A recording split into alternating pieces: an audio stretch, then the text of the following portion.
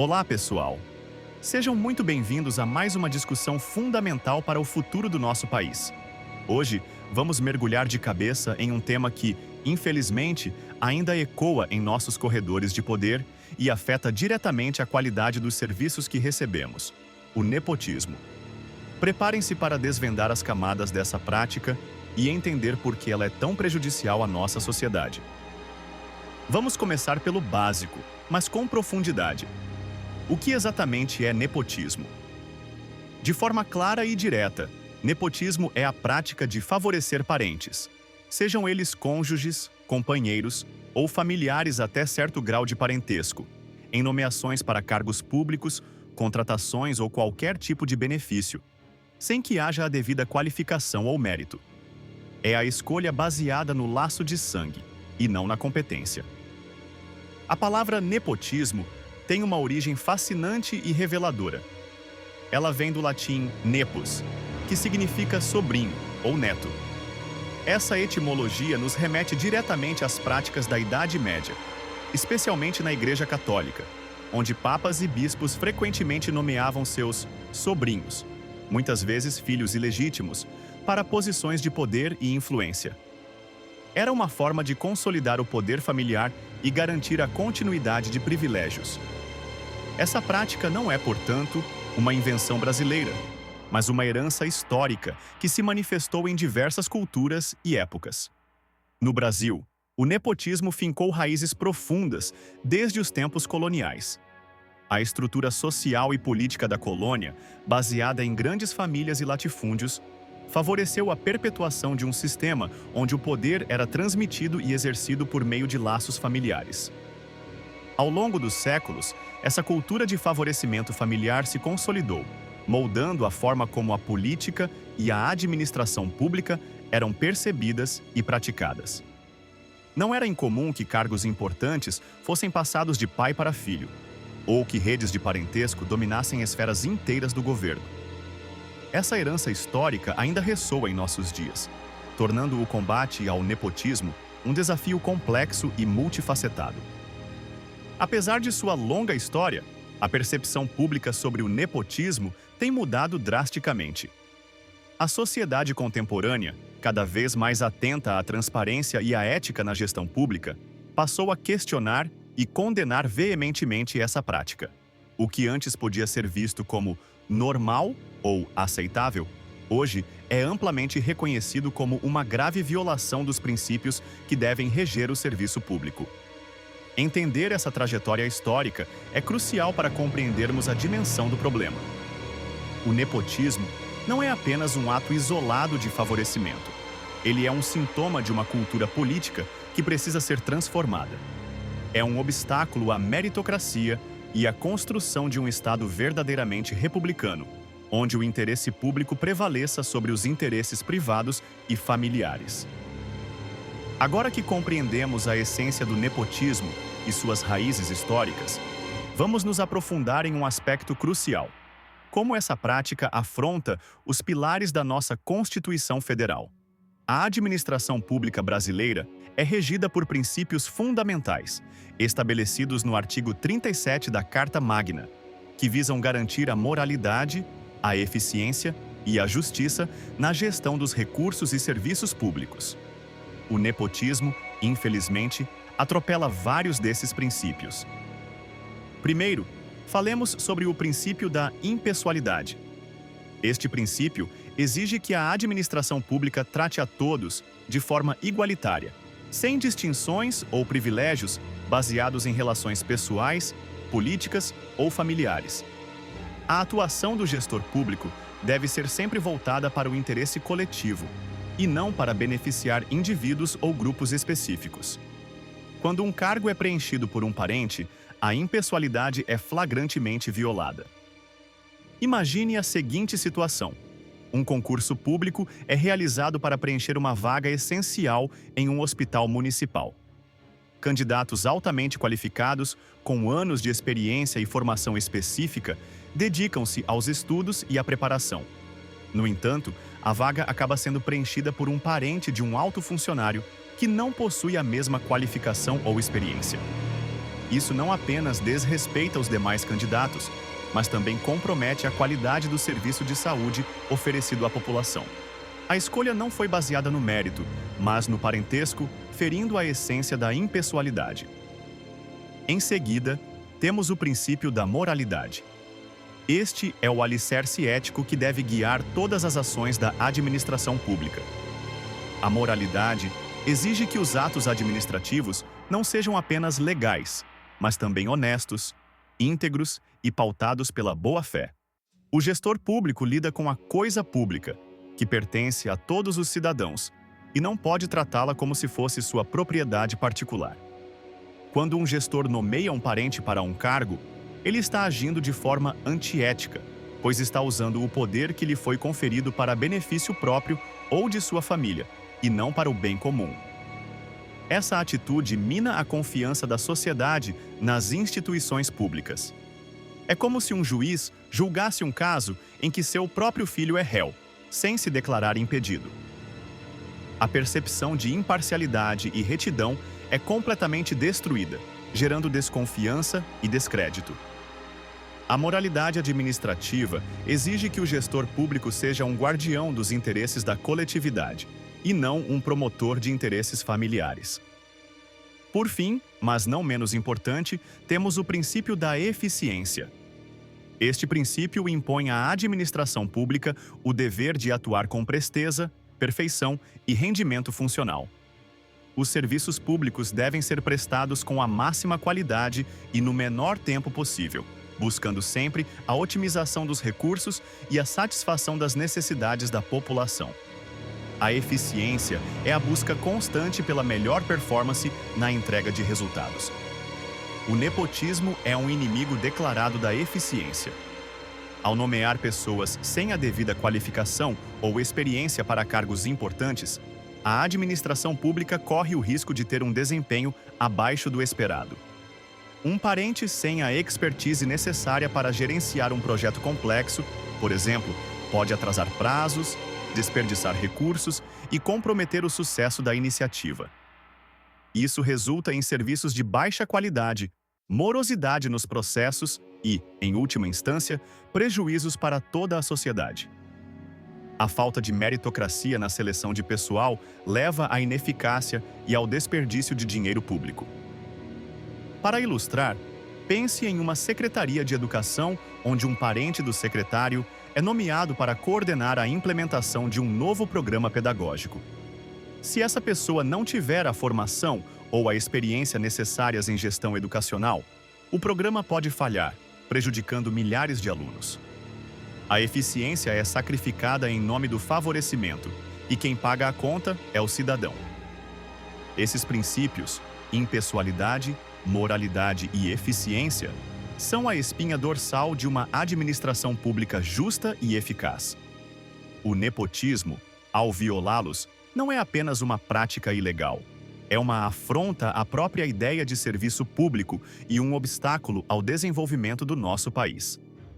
É por isso que a luta contra o nepotismo é, na verdade, uma luta pela qualidade dos serviços públicos e pela integridade das nossas instituições. Compreendidos os princípios constitucionais que o nepotismo viola, é fundamental agora mergulharmos na legislação brasileira que busca coibir essa prática. O Brasil, ao longo dos anos, tem construído um arcabouço legal robusto para combater o nepotismo, refletindo a crescente demanda social por mais ética e transparência na gestão pública. Conhecer essas normas é essencial para que possamos fiscalizar e exigir o cumprimento da lei.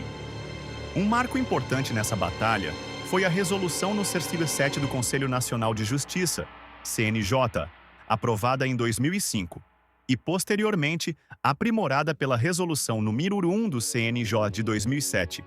Essas resoluções foram cruciais porque, antes delas, não havia uma lei federal específica que proibisse o nepotismo de forma abrangente em todos os poderes e esferas. O CNJ, ao editar essas normas, preencheu uma lacuna legal e estabeleceu diretrizes claras para o combate à prática no âmbito do Poder Judiciário e, por extensão, influenciou a administração pública como um todo. A Resolução número 7/2005 e a Resolução número 1000/2007 do CNJ vedam a nomeação ou designação de cônjuge, companheiro ou parente em linha reta, colateral ou por afinidade, até o terceiro grau, para cargos em comissão ou de confiança ou ainda para funções gratificadas. Essa proibição se estende a situações em que o parente já é servidor público, mas é nomeado para um cargo de chefia, direção ou assessoramento. A intenção é clara: garantir que as nomeações sejam baseadas no mérito e na qualificação, e não em laços familiares. Além das resoluções do CNJ, o Supremo Tribunal Federal, STF, guardião da nossa Constituição, também se manifestou de forma contundente sobre o tema. Em 2008, o STF editou a súmula vinculante no 13, que consolidou o entendimento de que a nomeação de cônjuge, companheiro ou parente, até o terceiro grau para cargos em comissão ou de confiança, viola os princípios constitucionais da impessoalidade, moralidade e eficiência. A importância da súmula vinculante no 13 é imensa. Uma súmula vinculante tem força de lei e deve ser aplicada por todos os demais órgãos do Poder Judiciário e pela administração pública. Isso significa que, mesmo na ausência de uma lei específica do Congresso Nacional, a proibição do nepotismo é uma norma de observância obrigatória em todo o país, baseada diretamente nos princípios constitucionais. Ela reforça que a prática é inconstitucional e, portanto, ilegal. É crucial, no entanto, entender uma distinção que por vezes gera confusão: a diferença entre cargos políticos e cargos administrativos. A súmula vinculante número 13 se aplica primariamente aos cargos de natureza administrativa, ou seja, aqueles que exigem qualificação técnica e são preenchidos por servidores públicos. Para os cargos de natureza política, como ministros de Estado, secretários estaduais e municipais, a situação é um pouco mais complexa. O STF tem um entendimento de que a nomeação de parentes para cargos políticos pode ser permitida, desde que o nomeado possua qualificação técnica e idoneidade para a função, e que a nomeação não configure nepotismo cruzado ou troca de favores. Essa distinção é delicada e muitas vezes alvo de debates, pois a linha entre o que é aceitável e o que não é pode parecer tênue. No entanto, a regra geral é a proibição, e a exceção para cargos políticos é restrita e exige rigorosa análise.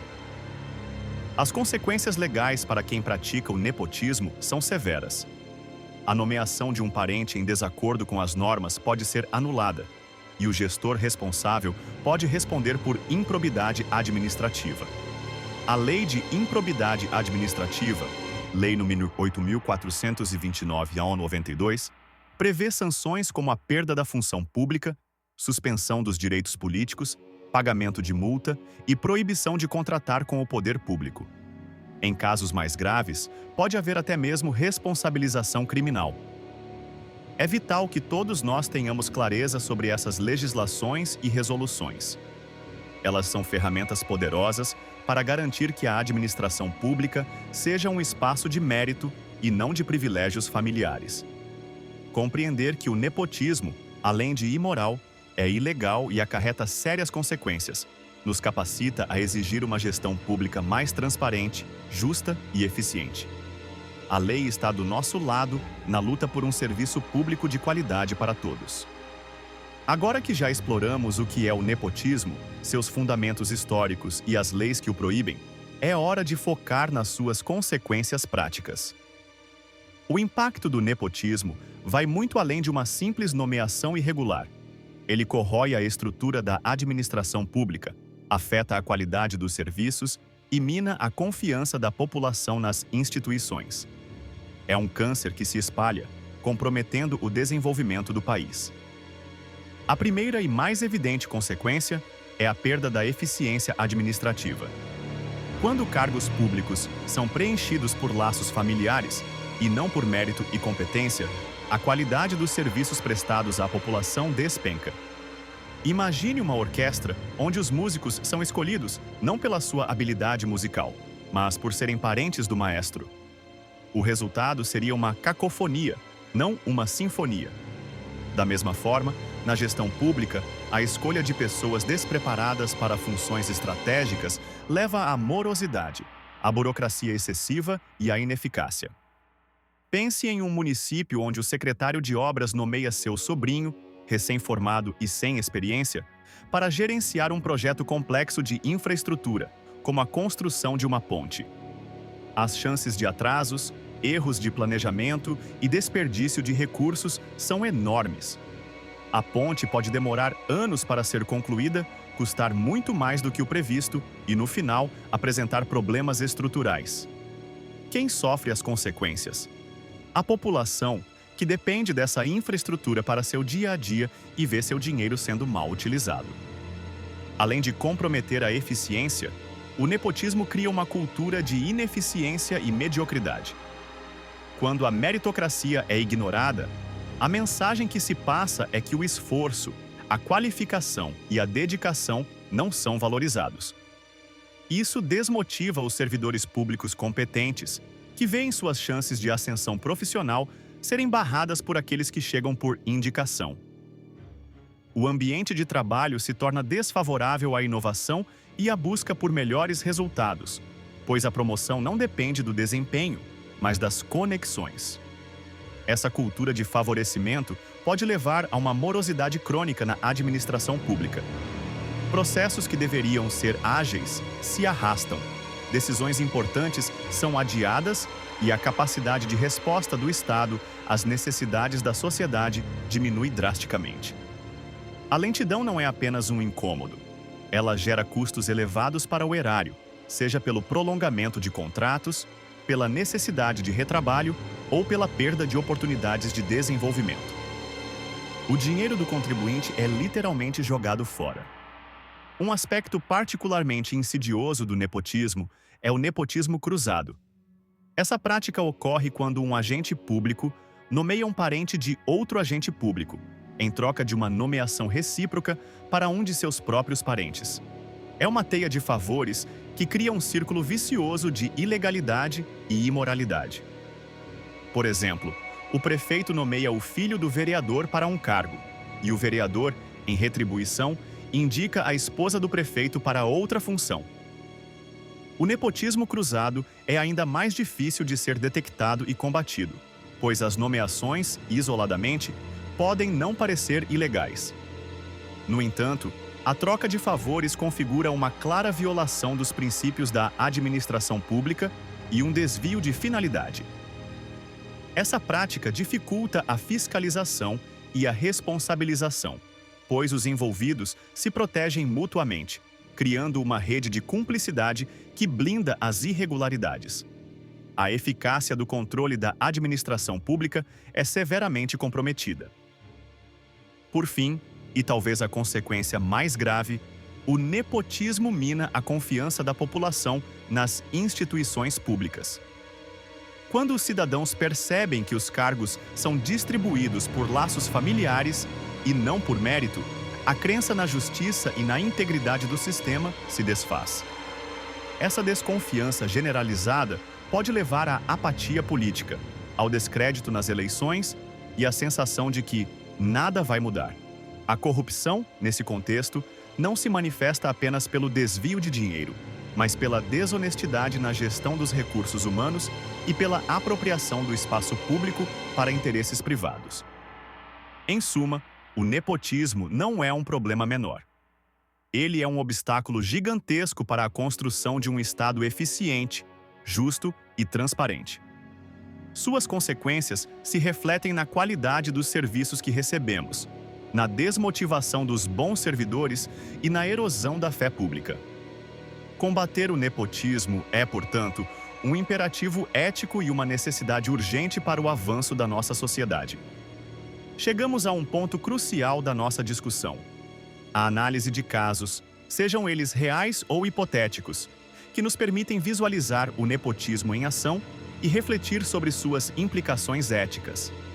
É na prática que a teoria ganha vida, e é por meio desses exemplos que podemos compreender a gravidade e a complexidade dessa prática. Vamos começar com um cenário hipotético, mas bastante comum. Imagine uma pequena cidade onde o prefeito recém-eleito decide nomear sua esposa para a Secretaria de Assistência Social. A primeira pergunta que surge é: ela possui a qualificação e a experiência necessárias para gerir uma pasta tão sensível que lida diretamente com as vulnerabilidades da população? Ou a escolha foi motivada apenas pelo laço conjugal? Mesmo que ela seja uma pessoa bem-intencionada, a nomeação de um familiar para um cargo de tamanha relevância, sem um processo seletivo transparente e baseado em mérito, já levanta sérias questões éticas. E se, por exemplo, essa mesma secretária, por falta de experiência em gestão pública, cometer erros que resultem na perda de recursos federais para programas sociais? Ou se ela priorizar projetos que beneficiem indiretamente empresas ligadas à família, em detrimento de outras iniciativas mais urgentes para a comunidade? A ética no serviço público exige que as decisões sejam tomadas com base no interesse público, e não em conveniências pessoais ou familiares. A mera aparência de favorecimento já é prejudicial à imagem da administração. Agora vamos considerar um caso de nepotismo cruzado, que, como vimos, é ainda mais difícil de ser identificado. Pense em um cenário onde o presidente da Câmara de Vereadores nomeia o filho do prefeito para um cargo de assessoramento legislativo. Em troca, o prefeito nomeia a filha do presidente da Câmara para uma posição de chefia em uma secretaria municipal. Ambas as nomeações, isoladamente, poderiam ser justificadas com argumentos de confiança ou qualificação. No entanto, a teia de favores é evidente. Essa prática não apenas burla a lei, mas cria um sistema de reciprocidade que fortalece o poder de grupos políticos em detrimento da meritocracia e da transparência. O que acontece quando um cidadão comum, altamente qualificado, tenta uma vaga nesses mesmos órgãos? Ele se depara com portas fechadas, pois os cargos já estão reservados para os parentes dos poderosos. Isso gera frustração, desilusão e a sensação de que o sistema é injusto e fechado. A reflexão ética aqui é profunda. O poder público, que deveria ser um espaço de oportunidades para todos, transforma-se em um feudo familiar. A confiança da população é abalada e a crença na igualdade de oportunidades é destruída. O nepotismo, em suas diversas formas, é um sintoma de uma cultura política patrimonialista, onde o público se confunde com o privado. Diante desses exemplos, a pergunta que se impõe é: que medidas podemos e devemos implementar para combater o nepotismo de forma eficaz? A resposta passa por várias frentes. Primeiramente, é fundamental fortalecer os mecanismos de transparência. A publicidade de todas as nomeações, com a devida qualificação dos nomeados e a justificativa para a escolha, é um passo essencial.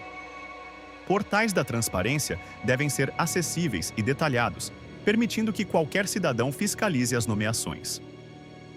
Em segundo lugar, a meritocracia deve ser o pilar de todas as seleções para cargos públicos.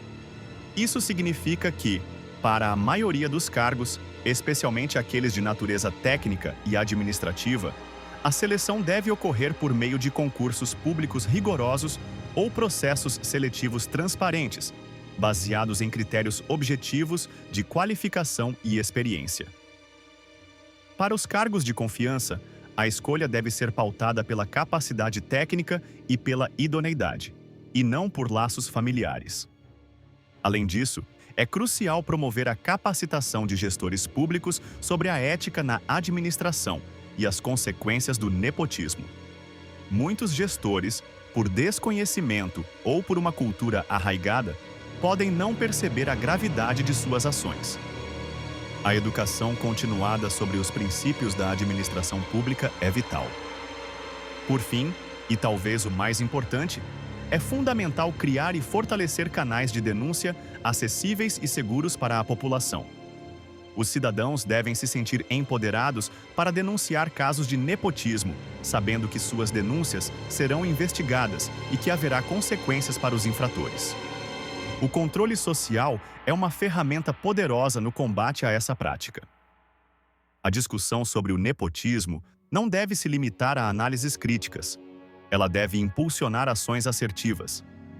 Ao reforçar os princípios da impessoalidade, moralidade e eficiência, podemos construir um ambiente mais saudável e ético na administração pública. A luta contra o nepotismo é uma luta pela justiça, pela igualdade de oportunidades e pela construção de um Brasil mais íntegro e eficiente. Chegamos ao final da nossa jornada de conhecimento sobre o nepotismo, um tema que, como pudemos observar, impacta profundamente a ética e a eficiência da administração pública brasileira.